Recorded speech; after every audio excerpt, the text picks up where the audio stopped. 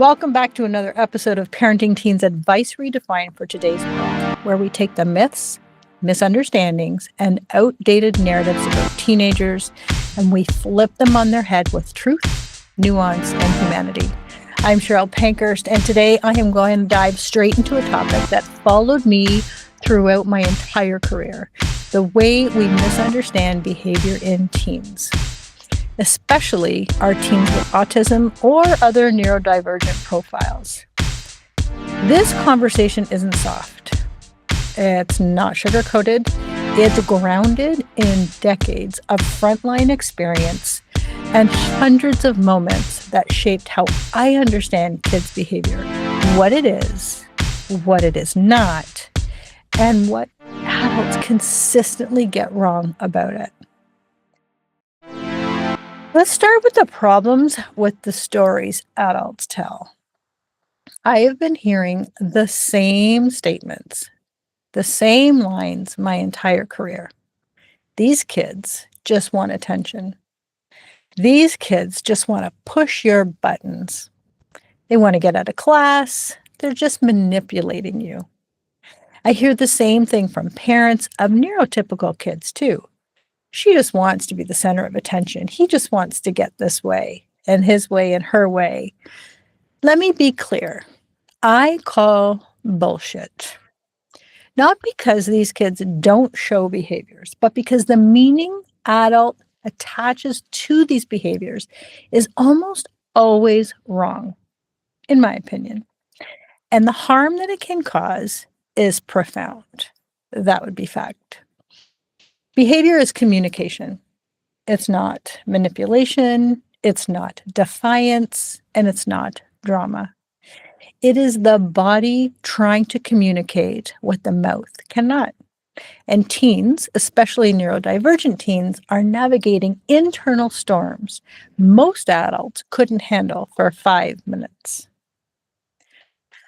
In my years as a spec ed specialist, I spent years in the classrooms, hallways, and calming rooms with teenagers who were in the middle of what many adults would call a tantrum. I don't use that word because it isn't accurate. They were dysregulated events, and no teen chooses that. No 15-year-old wants to flip desks in front of their peers. No 15-year-old wants to run out of the school in front of their peers. No teen wants to risk their own safety or the safety of others. They are not doing it because they won't regulate. They are doing it because they can't regulate. And that distinction changes everything. I have sat beside boys twice my size as they sobbed into their hands, saying, "I just want to be normal." There is nothing attention-seeking about that. It's grief, it's exhaustion, and it's overwhelm. I want to tell you a story about a teen who changed everything for me and my perspective about how to look at, talk to, and support our teens with autism. And he's a young man who I supported from grade 9 right to grade 12. And he had enormous strengths, enormous challenges, and one of the most honest hearts I have ever encountered. In grade 9, he looked like he could go from 1 to 1,000 in seconds. No warning, no point of return. That wasn't actually true. There was a gap between 1 and 1,000, and I made it my job to find out what it was. So we started building a rating system together. Number 1, I'm calm. Number 2, I'm starting to feel a little edgy. Number 3, I can't go to class, but I can stay in the school. I can stay in your office. Number 4, please call home. Number 5, we just want to talk about number 5. But he could check in with me in person or by text. His mom had my number for emergencies, and so I gave it to him too. We created a safety structure of trust. One day, I asked him what it felt like in his body as he climbed from the 2 to the 5. And his answer changed me forever. He said, "It feels like there is a wall of flames right in front of my face." A wall of flames. Can you imagine that even for a second? Can you put yourself in those shoes? If you opened a door and there was a wall of fire, what would you do? I would run. I would yell. I would push anything in my way out of the way. I would do whatever my body thought it was having to do in order to survive. This is dysregulation. It is not a choice. It is not attention seeking. It is not manipulation. It is survival. So, before you judge a teen's behavior, I want you to think about this. To every teacher and every parent and every grandparent and every relative listening, before you decide a teen is acting out, stop and ask yourself, what if this isn't chosen behavior? What if this is the only way their body knows how to communicate distress? We recognize our own needs easily. When I'm starving, I can say I need food. When I'm cold, I can say, pass me a blanket. But what about kids coming from a home where the parents are fighting, or they feel lonely? Everyone has a boyfriend or girlfriend, and I don't. I'm overwhelmed by noise. I'm misunderstood. I feel like an outsider. I feel broken. Teens can't always articulate this. And our neurodivergent teens, especially our non-speaking autistic teens, may not have access to these words at all. So let me give you an analogy. Imagine being in your car on the highway and the coffee kicked in. You know that feeling I'm talking about. I don't even have to explain it. But the only thing you can focus on is not having an accident in your car. That is the only thing you can think of. Now imagine being in a classroom and having that same feeling. Imagine you're not allowed to leave. And worse, you don't have the ability to speak to somebody. That's what some of these kids live with daily.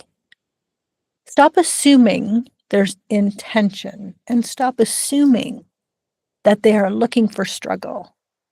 Because if we put ourselves in their shoes, can you even imagine how that would feel where you have just even the most insignificant need? You're starving, you're cold, you've got a tag in your back, you are super sensitive to any kind of anything touching your skin or noise or a light, but you don't have the words to articulate that.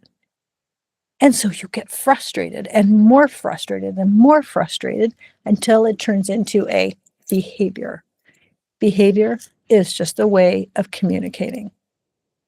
And we may not be able to solve all these issues, but I think if we are able to look at our kids, whether they're in the classroom as our students, whether they're our grandchildren, and parenting is very different, times are different, or you're in the mall.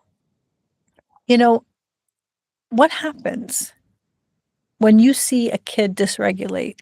What immediate thought do you have? And if it's not one of compassion or empathy, maybe you need to reshift that thought. And when you see a dysregulation event, can you say to yourself first, that is somebody's child?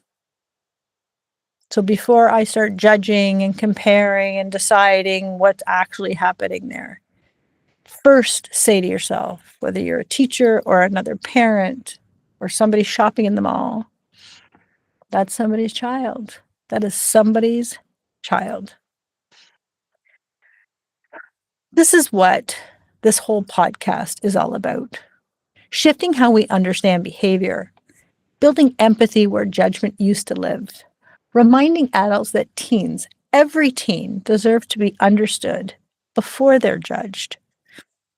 If this episode opened something for you, please share it with someone who needs to either rethink their beliefs about teens and behavior, but also share it because you just never know that the parent sitting at home feeling very alone and very lost because their kid is autistic, their kid is non-speaking, and they're so done with the judgments and the little side chatter about their parenting skills and what their kid really wants and what they really need to do.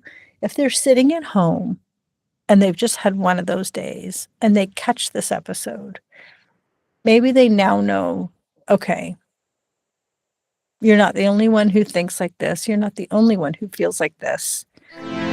And one conversation at a time, one podcast at a time, can we start shifting the beliefs and the understanding that we might have about our kids? You know, understanding is everything, and empathy changes outcomes. So I'd like to thank you for listening. Again, Parenting Teens, Advice Redefined. I'm your host, Cheryl Pankhurst, and I am so grateful that you spent time with me today.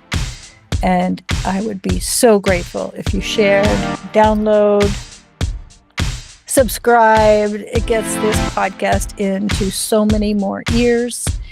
And who knows whose life you might change just by sharing an episode. You never know. Have a beautiful day. Thanks for listening. We'll see you next time. Thank you for listening to another episode. I just wanted to share something with you because, you know, parenting teens is not just about managing these challenges that we talk about on all the episodes. It's also about evolving alongside them. And I'm Cheryl, and not only the host of this podcast, but I'm also the creator of Insight to Impact coaching and consulting. And I help you, moms of teens, reconnect with your true selves so you can lead with purpose. You can parent with clarity. You can create stronger, more meaningful relationships with your kids. Because here's the truth. The transformation starts with you. Together, we will break free from the stress and overwhelm. We will rediscover your power. We will create the life and the family dynamic you always dreamed of. If you're ready to start this journey, let's do it. You might just not recognize your life in the next 90 days. It all starts with a call. There's no pitch. There's no pressure. Just a call to see if I can help. We'll talk about your goals. We'll talk about what's making you feel stuck and what might be getting in your way.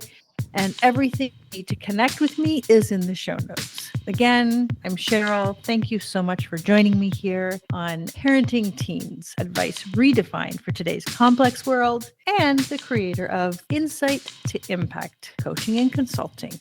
Have a great day.